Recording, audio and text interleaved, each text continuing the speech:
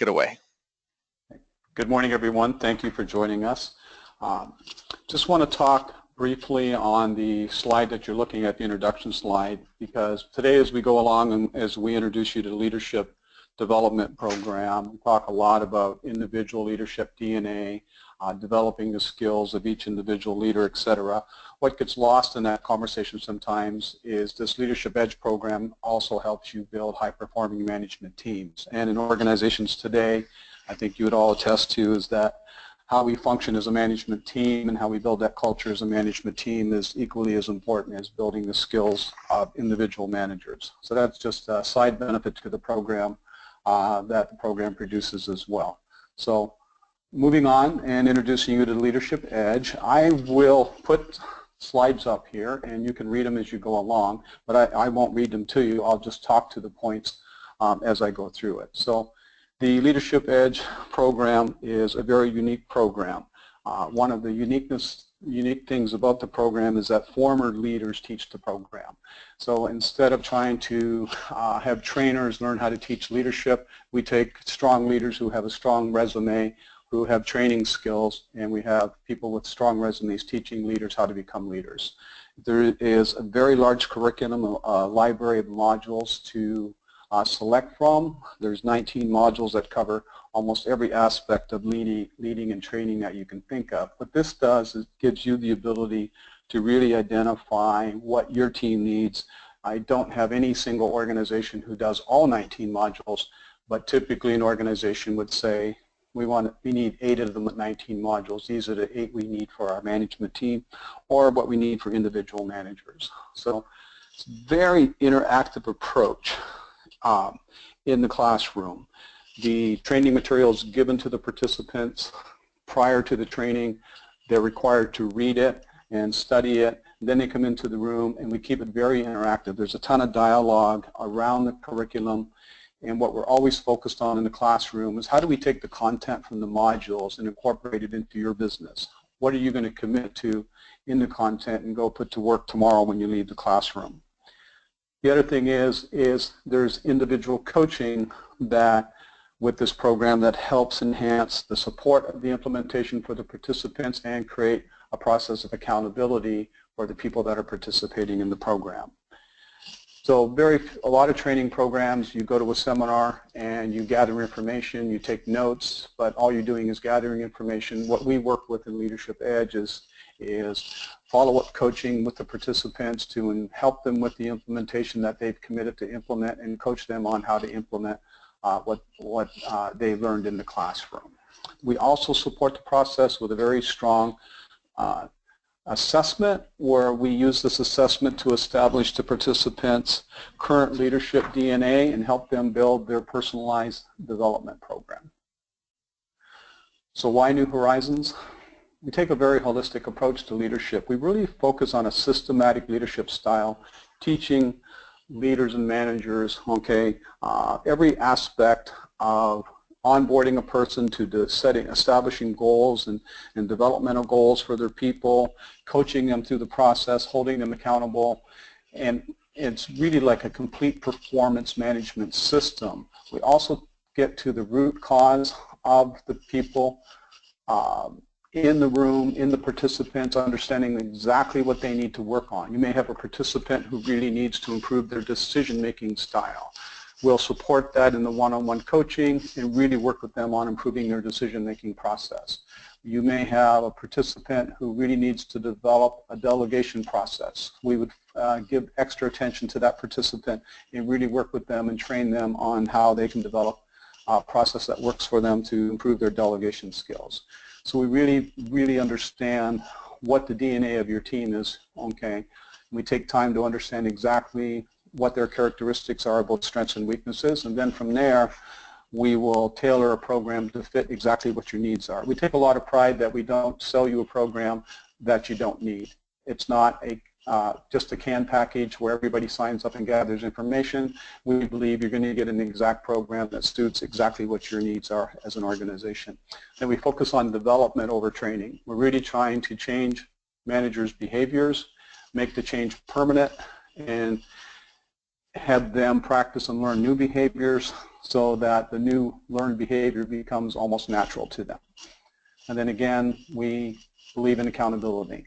We follow up, we coach, we train, we provide management feedback meetings to get feedback from the managers, how the participants, if the participants are using what they're learning in the classroom.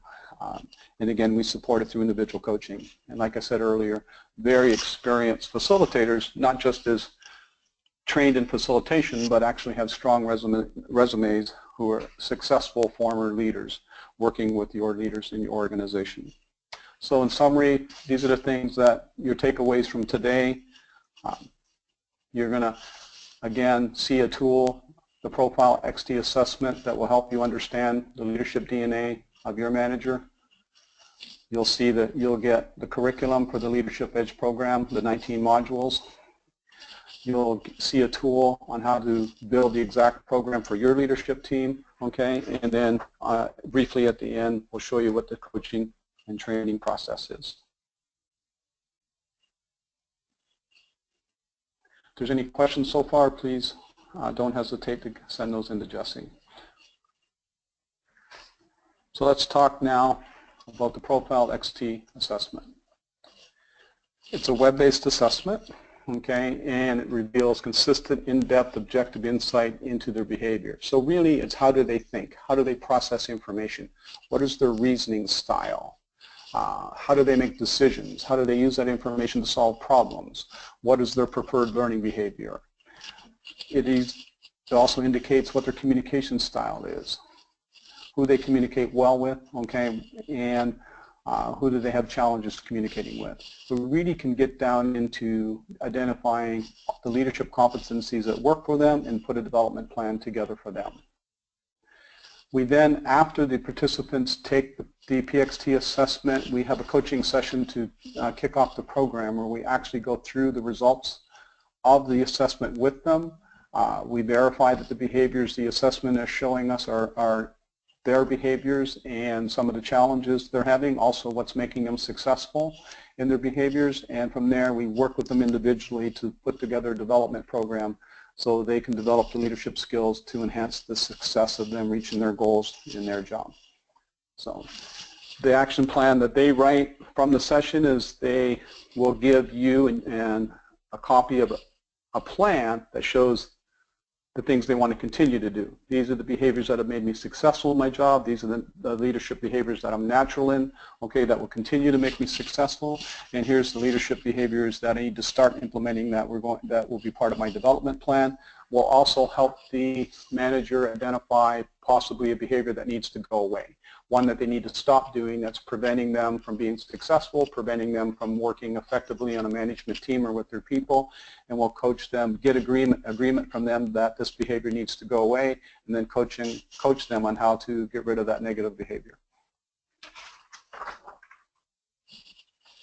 So I'll just talk about the 3 areas of the assessment: thinking style, behavioral traits, and occupational interests. You can read about the history of how these were established and all the studies that went behind to make the assessment what it is. But again, thinking style is how do they think? How do they process information? What is their reasoning skills, both numerically and both verbally?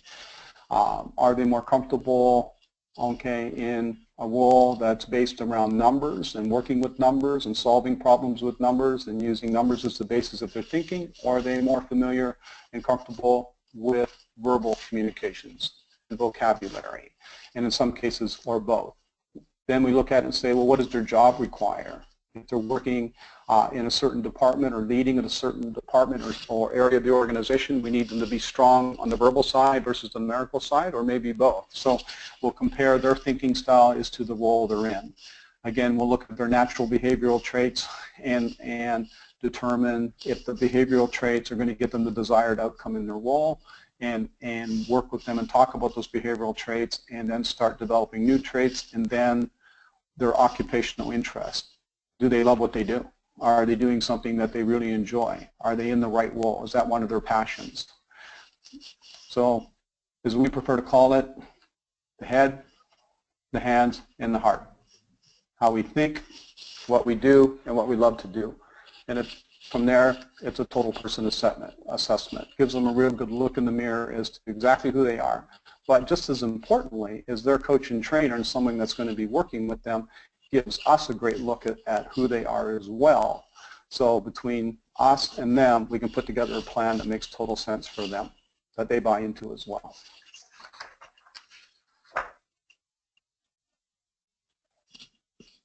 The PXT, this is what the typical scorecard looks like in the PXT. As you can see it broken down into the 3 categories of thinking style, behavioral traits, okay? This part is really important. Over 50 million people have taken this assessment in the country, okay, and 68% of the participants scored between 4 and 7. We call that the middle range. And this is what makes us unique. 16% of the participants scored to the right, 16% of the participants scored to the left. Now, there's no pass or fail. This is a bell curve. It's numbered 1 to 10. However, if you had an 8 as a score, you didn't get 80%. You were just to the right of the bell curve. If you scored 2 on something, you didn't get 20%. You were to the left of the bell curve. I can tell you, though, the person to the left of the bell curve is very different than the person to the right of the bell curve. Their behaviors and their natural characteristics are extremely different. Sometimes that can cause communication problems between people. Also, they can, you may know how to build teams with this assessment to know that you need someone who has a methodical task approach, who needs to support somebody who is a strong multitasker who has trouble finishing projects. So you can use this assessment to guide how you build teams as well. But more than anything for us, when we see a score to the far right or we see a score to the far left, we know there's an extreme behavior with the candidate that's making them that we could point out an absolute strength with that extreme score, or we could also talk about a weakness that it does. We're typically trying to coach most of the participants to the middle score. We never take somebody that's a 2 and make them an 8. We never take somebody that's a 9 or a 10 and make them a 1 or 2 to the opposite side. We're typically trying to move their behavior 1 or 2 blocks so that the behavior they have can be more successful for them. There's 2 handouts that you'll have going back to this diagram. There's 2 handouts, handouts 01 and 02, okay, that will give you more information on the assessment. Handout 01 will give you a description of all the scales that we have listed on the left-hand side of this score. The scales don't necessarily match the Webster Dictionary definition. For example, you see the word attitude. I have to go, when I go through assessments with people, someone will see a score of 3 beside the word attitude and they'll get all stressed out going through the assessment. And then once I give them the definition and tell them what that means, they'll go, oh yeah, that's me. Okay, so right away they say that score makes sense. So we always warn the participants, and the same thing for you, is that the definition of the word doesn't match the Webster Dictionary definition. So I provided you in the handout 01 a description of what all the scales mean, okay? And the other thing is we start looking at combinations of scores. For example, if someone is high in energy level and low in attitude, which means that they're a great multitasker, they're capable of handling lots of task and they're in their comfort zone there, but they're low on trust and they struggle to delegate, they're typically overwhelmed and not have too much on their plate, and we really need to work with them on how to trust the people that work for them and how to delegate people that work for them. If I see someone to the far right in decisiveness and to the left in objective judgment, then that tells me that they are intuitive, okay, that they trust their gut, they'll go with the hunch, but if they're extremely decisive, then there is such a thing that as being too decisive, and I need to slow down their decision-making process to get them to be more fact-based in their decisions. Someone to the far left in decisiveness, to the far right in objective judgment, takes a more methodical approach to decision-making. They're all facts, all logic. They're actually capable of parking their emotions. However, they may take too long to make decisions or not make decisions at all. So again, we have 2 opposite scenarios, and I would be coaching both of those people in a different direction to improve their decision-making process. As we tell them, we don't give credit for being decisive, we give credit for making sound decisions.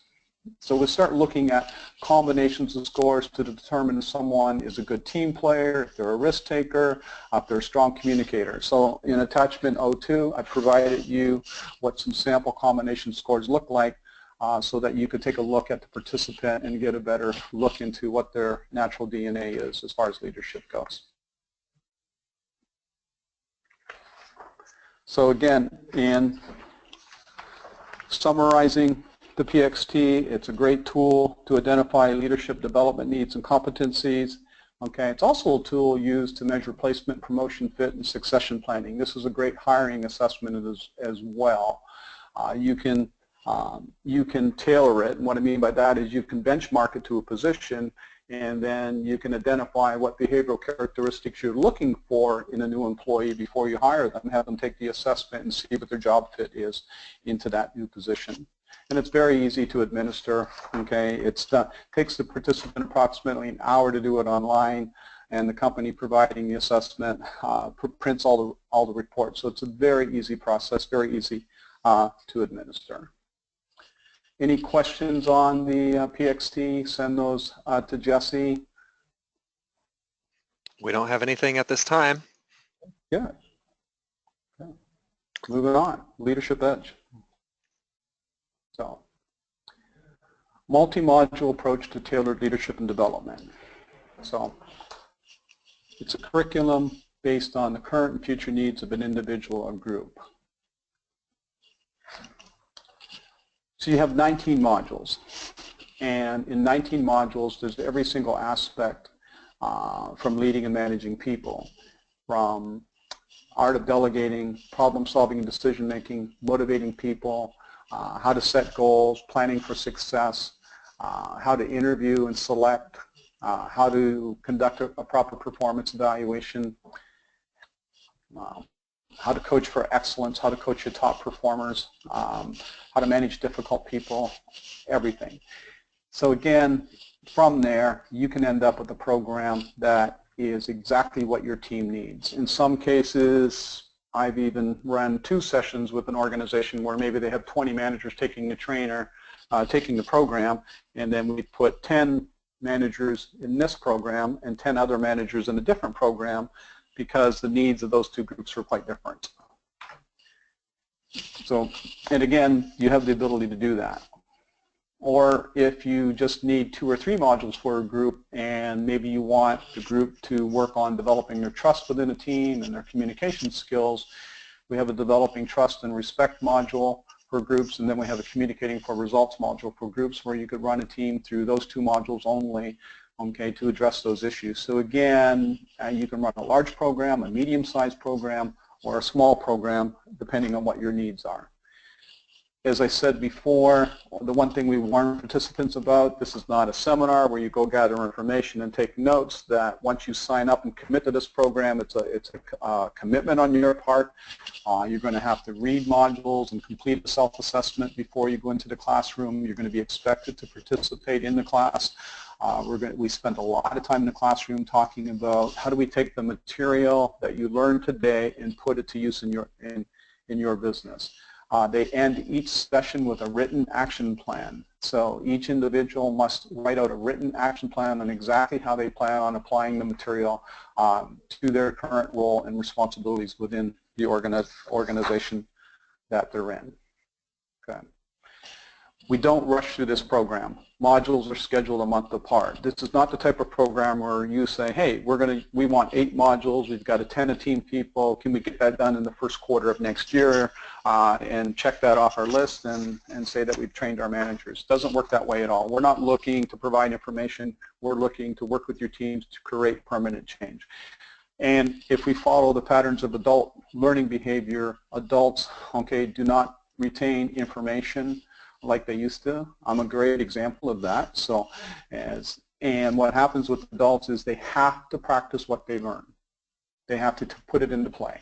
So what we do is we take a module, go through it, people commit to it, they commit what their action plans are in the module. Then what we do is we work with them for a 30-day period to go put the new skill that they're committed to learning to work. Go practice it, go put it to work, and then we get together with them to get feedback on how it's going and coach them on the process. So if you were to do an 8-module program, we would tell you that's 9 months. 8 modules, 1 month per module, plus the 1 month of the assessment to kick off the process. Again, we'd rather spread the program out and ensure that the participants are practicing what they've learned. Here's the complete curriculum for Leadership Edge. So if you go to handout 03, okay, in the handout section, you'll get the same curriculum, but also you'll get a detail right up on each program. I'm going to quickly go through 4 modules with you today, just briefly give you an outline, okay, of 4 of our more popular modules out of the 19. My personal favorite, the Responsibility of a Leader module, the Motivating People module, Coaching for Improvement module, and the Problem-Solving and Decision-Making module. Problem-Solving and Decision-Making module, again, is a very good one. I recently did a public speaking event in front of 40 business leaders and asked them, I said, let's talk about your job description. I believe you solve problems and make decisions all day long. Is there anything else? And they all looked at me and agreed and said, that's what we do. I said, yeah, and if we do that well, your business is doing well. If we don't solve problems and make decisions well, then your business isn't doing well. And basically, they were telling me that covered everything on their job description. That's what they come to work and do every day. Solve problems, make decisions, and the better they do that, and the more effective they are, the better their business is. The Responsibility of a Leadership module, we love to kick the program off with this module. This kind of is a table setter. It's a kickoff session, and no matter what combinations of modules you pick for your team, okay, it could be very different. Team A could be very different than Team B, or this organization could be a very different selection of modules. I highly recommend this module for every program, especially for new leaders in what is the responsibility of being a leader. In this module, we really focus on the word responsibility versus entitlement. That being a leader, leading people, leading groups of people is a responsibility not to take it lightly. We talk to them in this module about the power of influence and how they can use influence to move teams forward and to get things done, and what type of behavioral characteristics will enhance influence in the organization. We talk a ton about accountability.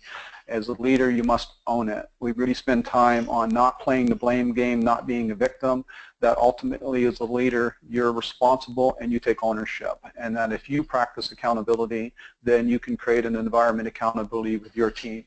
We work with leaders on becoming an effective role model. As a leader, you don't clock in at 8 and clock out at 5. You're always being watched. You're always under the microscope, and that's a huge responsibility. And you need to be an effective role model because people who work for you may make the decision to be someone they follow. So we talk in the module on managing millennials. As we know in today's workplace, that's a challenge, okay, that many leaders who have been leading for a long time, making the adjustment in their leadership style to be effective managing millennials. We teach some very techniques on working with millennials to be very, very effective and build a powerful team with today's workforce. We identify different leadership styles that are required to be effective as a leader, everything from being a visionary leader to a task-oriented leaders, okay? And then we talk about what are the characteristics of effective leaders. As you'll see on this slide, every module starts off, if you look to the top, starts off with a self-assessment. Every single module we do, they take a look in the mirror as to what are their current skills, how are they doing as it relates to the material in the module, and then they end each session with a written action plan on what their commitment is to take and put into practice from that very module. Another module, okay, is motivating people. And now we're talking about how they enhance motivation within their teams, how they create a platform for motivation, and create a positive frame of mind within their teams and their organizations. We talk about using goals to create motivation, using goals to establish what their performance level should be, what the expectations of everybody in their team should be, and how to use goals to establish the direction people on their team. One of the things that we talk to managers about is that people are actually very motivated by having goals, very motivated by knowing where they're going and where they need to be to, get to. And actually people don't mind being held accountable towards their goals if they know exactly what their target is. So we teach managers on how to provide communication and feedback towards their goals, when to reward and when to recognize.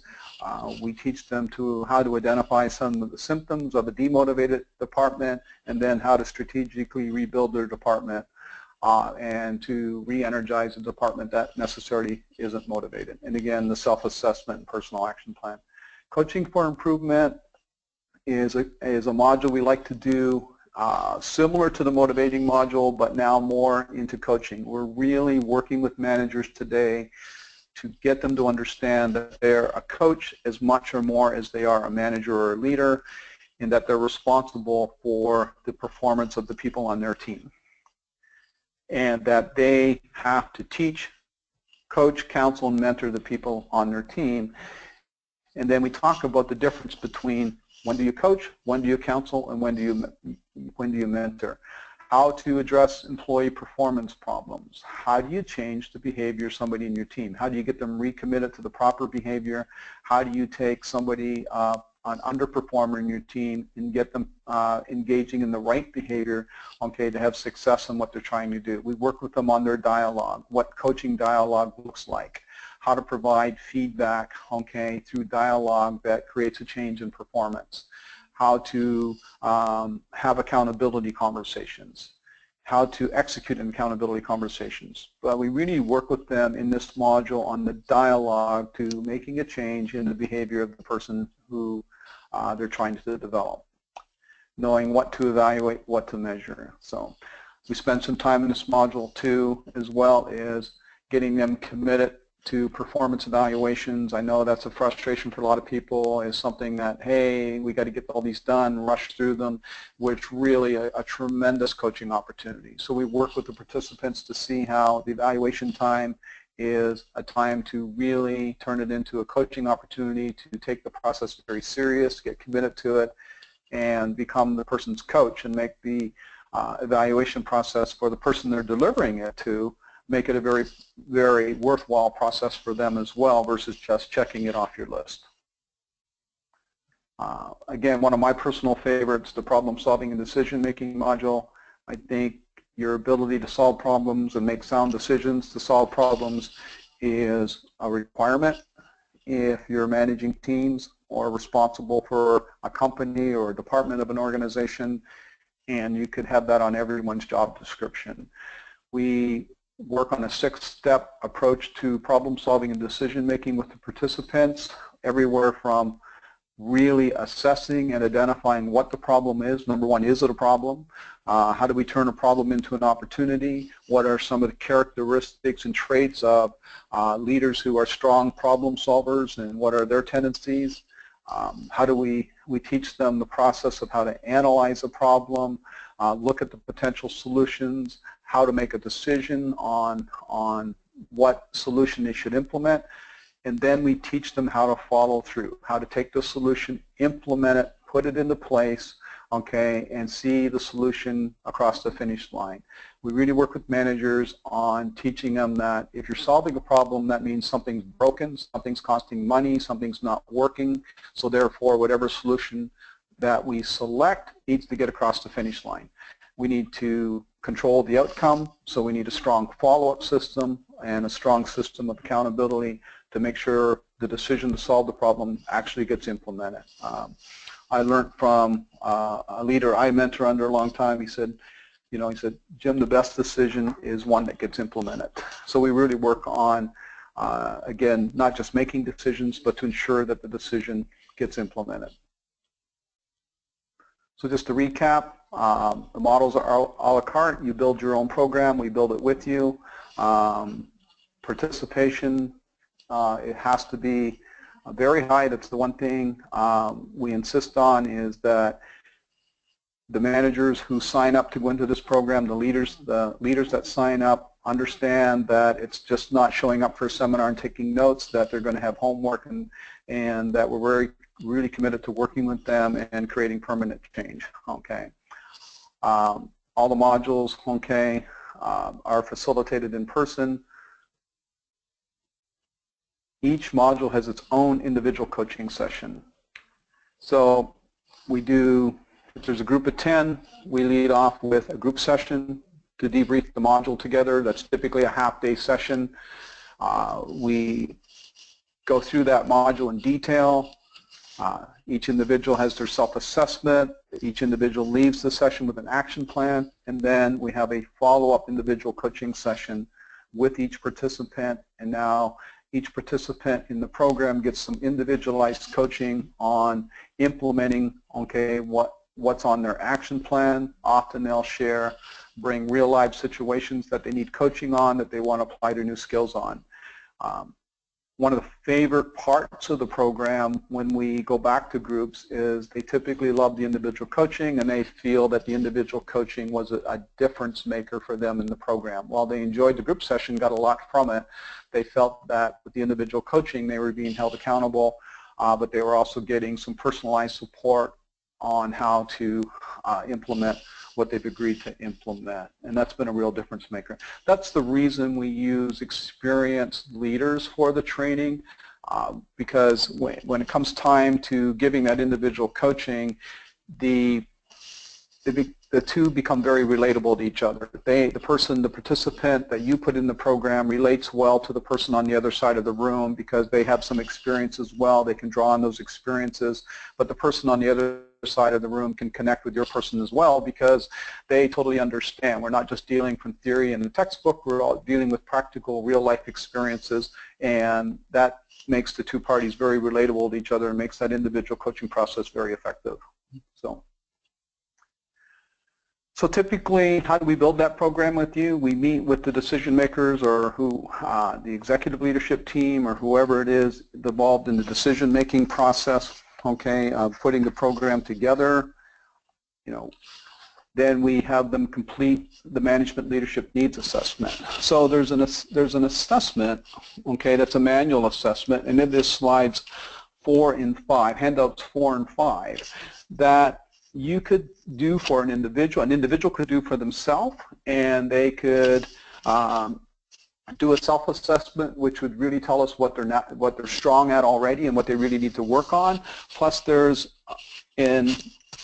on handout 4, the executive team or who's ever making the decision on which manager should get what training, they could use this assessment and go through it and put the initials of the managers on what their needs are.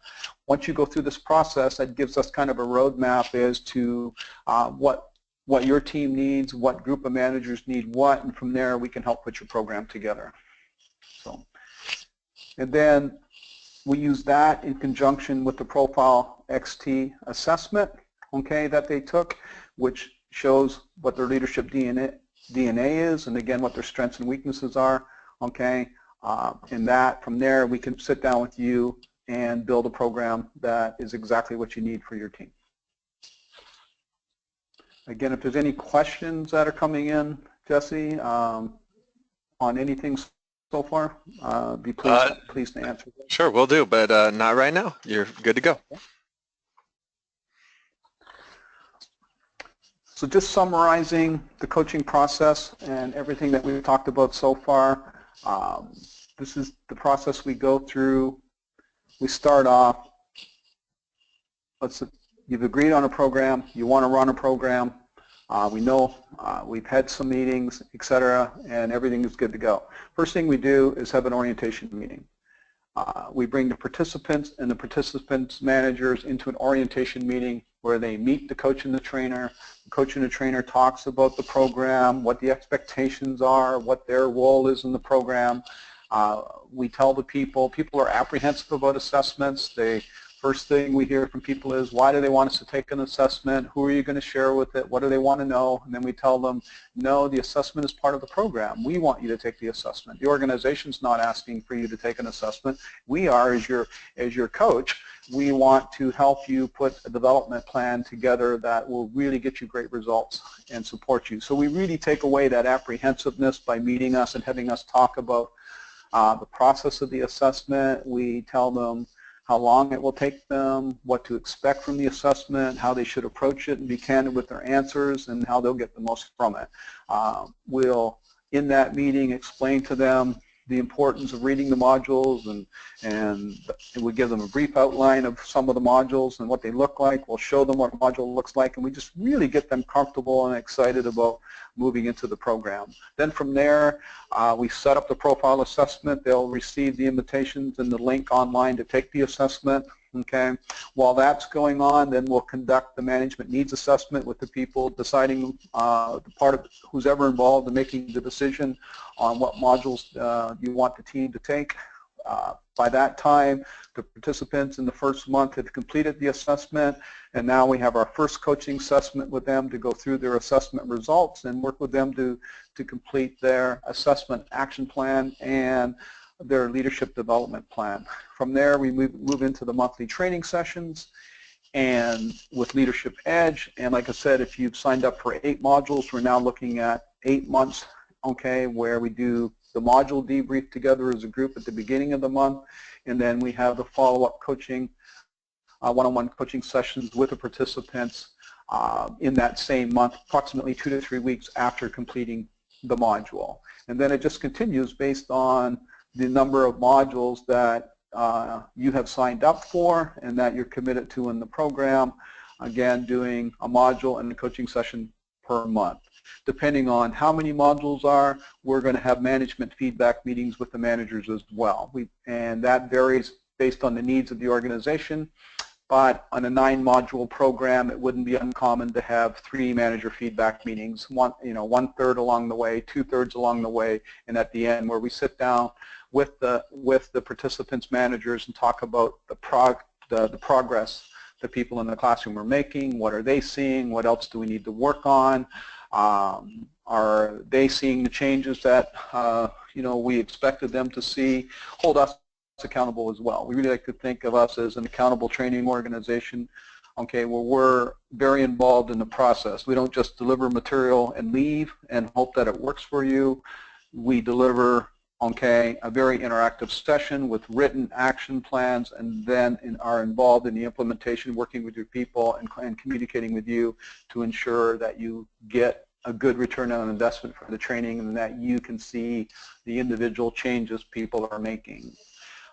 And we like to think that's what separates this program from other typical training programs. There you have it. In 45 minutes, you have an 8 or 9 month program. So at this time, would welcome any questions anyone has about This is Jesse. I'll leave about a minute or 2 for you to get your questions in or comments that you have for Jim. I'll be able to field any of those you chat in the chat box or in the questions box over to Jim. Again, we do have those handouts available for you. Make sure you're able to download all 5 of them. And I'll give another minute for any questions coming in. At the very end, after this is over, we'll make sure that your New Horizons account representative reaches out to you if you have any further questions about the program in detail. We can connect you with that person. And it doesn't look like any questions are coming in, Jim. Okay. So if that's, do you have another slide with your any other information? Well, if there's no questions, that means we either answered them all or I lost you at the beginning. Okay, so so one or the other. So, but I do want to thank you for your time today. I know it's everybody's very busy, so we appreciate you stopping by, and hopefully you're interested in the Leadership Edge program and you follow up with your New Horizons account executive, and hopefully look forward to meeting you in the near future. Take care and thank you. Thank you, Jim. I'm going to stop the recording and we'll leave this open for another 5 minutes for any sort of feedback. But Jim, you are wrapped. Thank you.